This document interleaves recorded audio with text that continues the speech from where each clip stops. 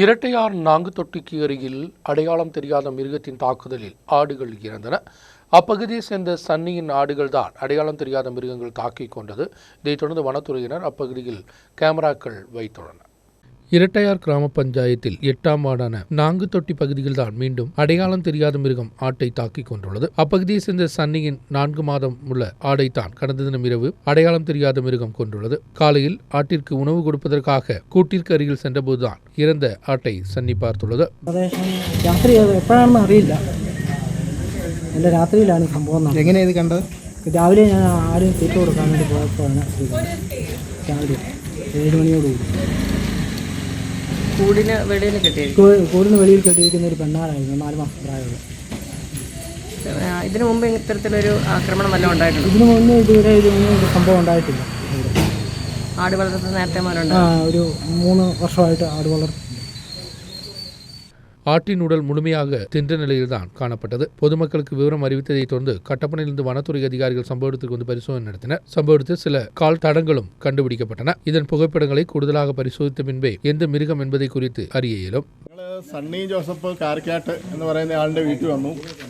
ആടിനെ പിടിച്ചിട്ടുണ്ട്. ഏത് ജീവിയാന്ന് നമുക്ക് ഐഡന്റിഫൈ ചെയ്യാൻ പറ്റുന്നില്ല. കാര്യം എന്താണെന്ന് വെച്ചാൽ അതിൻ്റെ കുറച്ച് പകുതിയിലേറെ ഭാഗങ്ങൾ തിന്നിട്ടുണ്ട്. അടുത്ത് കണ്ട കാഷ്ടം, അത് കണ്ട കാഷ്ടം പട്ടിയുടെയാണ്. അത് മറ്റ് ജീവജാലങ്ങളുടെ എന്നാന്നൊന്നും തിരിച്ചറിയാൻ പറ്റുന്നില്ല. പക്മാർക്കൊക്കെ നമ്മൾ തേക്കടിക്ക് അയച്ചിട്ടുണ്ട്. അതിൻ്റെ ഐഡൻറ്റിഫിക്കേഷൻ നടക്കും.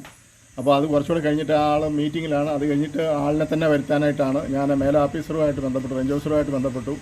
അദ്ദേഹം വരും. പിന്നെ ഇപ്പോൾ നിലവിൽ ക്യാമറ ഇല്ല. കഴിഞ്ഞ ആഴ്ചയിൽ ഇവിടെ ഒരു സംഭവം നടന്നായിരുന്നു. അത് ക്യാമറ വെച്ചപ്പോൾ പട്ടിയാണെന്നാണ് ഞങ്ങൾക്ക് തെളിഞ്ഞത്. അപ്പോൾ എന്തായാലും ഞങ്ങളിവിടെ പെട്രോളിംഗ് ഏർപ്പെടുത്താൻ തീരുമാനിച്ചിട്ടുണ്ട്. ഒരാഴ്ചയോളം പെട്രോളിംഗ് ഏത് സമയത്ത് വിളിച്ചാലും ഞങ്ങൾ അവൈലബിൾ ആണ്. ഞങ്ങൾ വരികയും ചെയ്യും, പെട്രോളിംഗ് നടത്തും, ക്യാമറ വെക്കും. പിന്നെ അതിൻ്റെ വിദഗ്ധരെ കൊണ്ടുവന്ന് ഒന്നുകൂടെ പരിശോധിപ്പിച്ച് എന്താണോ റിസൾട്ട് അതനുസരിച്ച് മുമ്പോട്ട് നീങ്ങും. പട്ടിയൊക്കെ ആണെങ്കിൽ ഞങ്ങൾക്കൊന്നും ചെയ്യാൻ പറ്റത്തില്ല. അത് നാട്ടുകാരും പഞ്ചായത്തും ഒക്കെ ഇടപെടണം. കാട്ടുമൃഗങ്ങൾ എന്തെങ്കിലും ആണെന്നുണ്ടെങ്കിൽ ഞങ്ങൾ മാക്സിമം ഇതുമായിട്ട് സഹകരിച്ച് അതിനെ പിടികൂടാനായിട്ടുള്ള നടപടികൾ ഞങ്ങൾ നടത്തുന്നതാണ്. അത് റേഞ്ച് ഓഫീസറുമായിട്ട് ബന്ധപ്പെട്ട് അദ്ദേഹത്തിൻ്റെ നിർദ്ദേശപ്രകാരമാണ് ഈ കാര്യങ്ങൾ ഞാൻ പറയുന്നത്.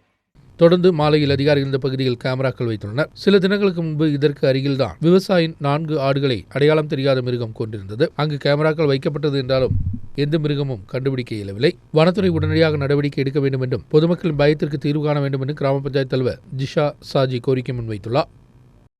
நியூஸ் பீரோ கட்டப்பனை.